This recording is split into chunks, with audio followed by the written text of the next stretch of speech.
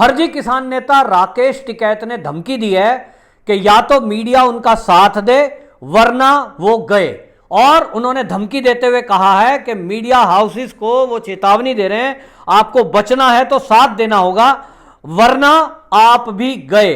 और ये धमकी उन्होंने इसलिए दी कि ये जो किसान नेता हैं इनका दोगला चरित्र मीडिया ने उजागर किया है। आपको बताएं, जी न्यूज ने अभी हाल ही में एक स्टिंग किया और राकेश टिकैत के भाई नरेश टिकैत जो कि किसान यूनियन के अध्यक्ष हैं, उनको मुजफ्फरनगर में जाके कांटेक्ट किया जी न्यूज के अंडर कवर रिपोर्टर ने और उनसे बात करते हुए यह कहा कि हमको जो है कई कुंटल गन्ने की जरूरत है और हम एक गुड़ की फैक्ट्री लगाना चाहते हैं। तो पत्रकार ने बताया कि हमने जब बात की, हमने उनसे कहा कि हमारी जो फैक्ट्री है वो सिंगापुर के हम रहने वाले हैं, सिंगापुर से आके यहाँ लगाएंगे, यानी विदेश की एक कंपनी है उसको ये जमीन चाहिए। तो राकेश टिकैत जो लगातार मंच से रोज ये कहता रहा है कि 3 कृषि बिल जो केंद्र सरकार के हैं उन कृषि बिलों में यह कहा गया है कि आप किसान कोई भी अपनी जमीन को लीज पर दे सकता है, जो लीज पर लेगा उसके नियम कायदे कानून बनाए हैं गवर्नमेंट ने इन 3 कृषि बिल में। और उसमें यह प्रावधान किया है कि जो भी ट्रांजैक्शन होगी वो अकाउंट में होगी, किसान के खाते में होगी।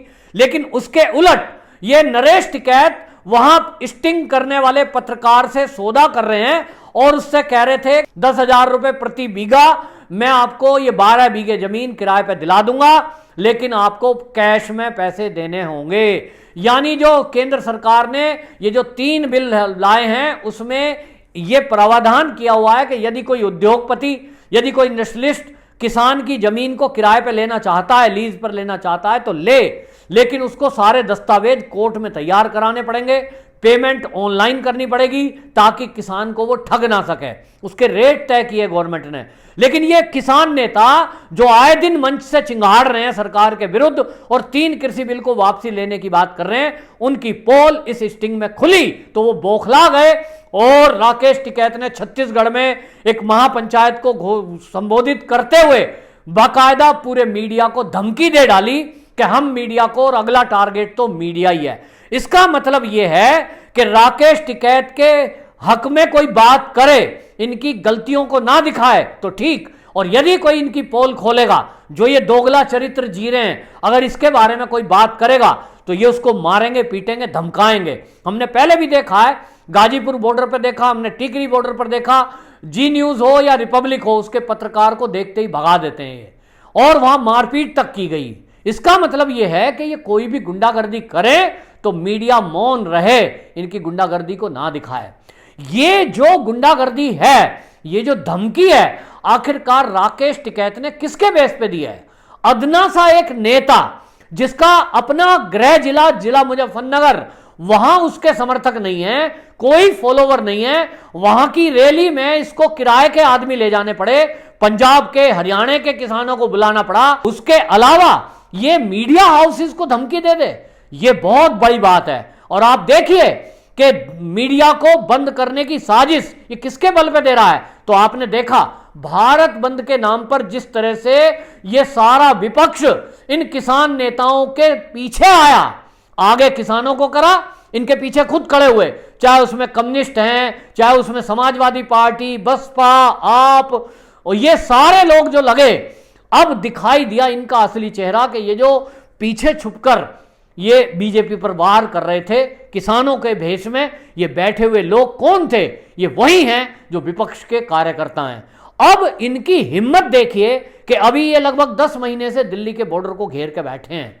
अब इनको लगता है कि सरकार तो कुछ कर ही नहीं रही, तो ये जगह जगह इसी तरह रोड जाम करने का नाटक करते हैं। हरियाणा के अंदर करनाल में इनके ऊपर बल प्रयोग हुआ तो वहां ये उग्र हो गए, सस्पेंड करो, पुलिस वालों को जेल में डालो, लेकिन ये कुछ करें, उसके खिलाफ कोई बोलने की हिमाकत करे तो ये उसको धमकाते हैं।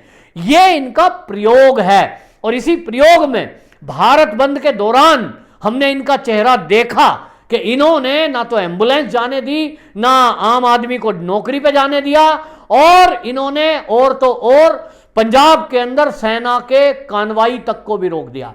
सेना जो कि चीन की हैकड़ी के बाद, चीन ने लद्दाख में जैसे ही घुसपैठ की कोशिश की, उसके बाद सेना अलर्ट मोड पर आई। अंबाले से सेना मूव कर रही थी, लेकिन इन्होंने उसके रास्ते को भी रोक दिया। ये जो साजिश है ये टूल किट का हिस्सा है और ये टूल किट चीन में तैयार हुई है। अब इससे पता लगता है, क्योंकि किसी किसान नेता की, किसी राकेश टिकैत जैसे नेता की ये हिम्मत नहीं है कि वो मीडिया को ये धमकी दे कि अगला टारगेट मीडिया है। इसका मतलब राकेश टिकैत ने एक पोल और खोल दी है। अभी तक ये सीए के विरोध में देश के मुसलमानों को बरगलाने बहकाने का काम करने की कोशिश कर रहे थे। हमने देखा उस समय भी कांग्रेस का रूप, कांग्रेस के लोग इसे बढ़ चढ़कर इसको बढ़ाने की कोशिश कर रहे थे, शाहीन बाग देश में बनाने की कोशिश कर रहे थे, जिसमें कम्युनिस्ट और कांग्रेस ने मिलकर काम किया। यह पहली बार हो रहा है कि ये पहले अंदर से मिले हुए थे, अब खुलकर कम्युनिस्ट और कांग्रेस का गठबंधन बना है। तो मुसलमान भड़के नहीं, क्योंकि जो लोग समझते हैं उन्होंने समझा कि इस सीएए में देश के मुसलमानों का कोई अहित नहीं है, यह केवल घुसपैठियों के लिए है। उसके बाद ये आया अब किसान चेहरा। इन्होंने किसान के नाम पर, हमने पहले देखा किस तरह से मेधा पाटेकर के तत्वाधान में किसान के मोर्चे को दिल्ली कूच करने के नाम पर लाखों किसानों को घरों से ले आ गया और उनको ये कहा गया झूठ बोलकर कि तुम्हारी जमीन चली जाएंगी, हम तुम्हारी जमीन बचाने के लिए आंदोलन कर रहे हैं। लेकिन अब इन्होंने देखा कि अगले कुछ अकेले नहीं कर सकते, तो इन्होंने साजिश करी और अब कम्युनिस्ट और कांग्रेस गठबंधन बनाया है। यह गठबंधन अंडर कवर है, ऊपर से अभी नहीं बता रहे हैं, लेकिन किसान आंदोलन में सारी पोल खुल गई विपक्ष की, जब ये भारत बंद के दौरान खुलेआम इनको घोषणा करनी पड़ी कि इसमें कौन कौन से दल हैं। तो आज पता लग रहा है कि ये जो 10 महीने से किसानों के नाम पर ये फर्जी आंदोलन चल रहा था, इसको कौन फंडिंग कर रहा था, इसमें कौन आकर टेंट में बैठ रहे थे, कौन यहां भाषण कर रहे थे, कौन कौन लोग हैं जिनके मंसूबे इसके जरिए बीजेपी को टारगेट करने की है। आखिरकार 3 कृषि बिल से किसानों का हित है कि अहित, ये तो इस भीड़ से पता लगता है। देश का कोई किसान इस आंदोलन में इन नेताओं के साथ नहीं है। यहां तक कि इन किसान नेताओं के अंदर से ही निकले हुए कई लीडरों ने इन्हीं के ऊपर आरोप लगाए हैं कि ये जो राकेश टिकैत टाइप के लोग हैं ये केवल ब्लैकमेलर हैं, ये सरकार को ब्लैकमेल करते हैं। आज इन्होंने मीडिया को ब्लैकमेल किया है, एक तरह से मीडिया को धमकाकर ये ब्लैकमेल कर रहे हैं कि या तो हमारे पक्ष में खबर दिखाओ, अगर विरोध में दिखाई तो हम तुम्हें चलने नहीं देंगे। ये धमकी बिल्कुल ऐसी ही है। और कोई लोग कहते हैं जी ये क्या करेंगे, ये सोचने की बात है। आप देखिए कि राकेश टिकैत मंच से बोल रहे हैं कि उद्योगपतियों को जमीन मत दो, ये तुम्हारी जमीन हड़प लेंगे। दूसरी तरफ खुद उनका भाई नरेश टिकैत एक विदेशी कंपनी के नाम पर जो पत्रकार आया था, सिंगापुर की कंपनी बताकर, देश ही नहीं विदेशी उद्योगपति का सौदा करा रहे हैं। इसका मतलब दलाली कर रहे हैं। और इसका मतलब भानु प्रताप जो भानु यूनियन के अध्यक्ष हैं, उनका कहा यह सत्य होता है, यह सिद्ध होता है कि जब उन्होंने कहा था कि राकेश टिकैत ये ब्लैकमेलर है, ये ब्लैकमेल करता है, ये दलाली करता है, और दलाली करके ही आज ये 30 बीघे से 500 बीघे का मालिक बना है। जो संपत्ति अर्जित की है, ये संपत्ति इसकी कमाई हुई इसी ब्लैकमेलिंग के और दलाली के धंधे से है। ये मेरा आरोप नहीं है, ये किसानों के नेताओं का आरोप है। और ये आरोप आज प्रूव होता है कि ये लोग किस तरह का काम कर रहे हैं। जो मंच से मुजफ्फरनगर की महापंचायत में ये कह रहे हैं कि अपनी जमीन उद्योगपतियों को मत देना, ये हड़प लेंगे, वही नरेश टिकैत अध्यक्ष यूनियन का, वो क्या कह रहा है? वो कह रहा है 10,000 रुपए प्रति बीघा रेट लगेगा, लेकिन कैश में पैसे देने होंगे। उसने स्टिंग में ये नहीं कहा कि लिखित में कागज बनवाने होंगे, कोर्ट से कागज बनेंगे, आप गरीब किसान की जमीन ना हड़प लें, इसकी गारंटी देनी पड़ेगी और पैसा अकाउंट में देना पड़ेगा ताकि आपको बांधा जा सके। नहीं, कैश में पैसा मांग रहा है। और अगर ये खुलासा करता है जी न्यूज, तो जी न्यूज को इनडायरेक्टली धमकी दे रहे हैं कि हम देख लेंगे। इस मामले में आपको बताएं कि इस देश में एक ट्रेंड चलाया जा रहा है और ये वामपंथी और कांग्रेस मिलकर चला रहे हैं कि जो मीडिया हाउसेस यहां देशभक्ति की कवरेज करें, देशभक्ति की रिपोर्टिंग करें, देशभक्ति न्यूज चैनल चलाएं, उनको टारगेट किया जाए, उनको परेशान किया जाए। रिपब्लिक भारत को जिस तरह से महाराष्ट्र में परेशान किया गया, ये हमने देखा, तो वहां भी कांग्रेस समर्थित सरकार थी।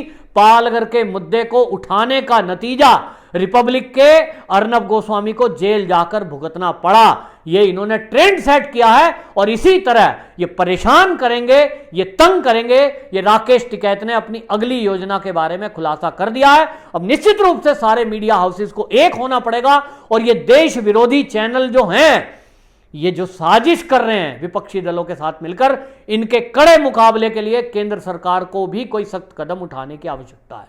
वंदे मातरम।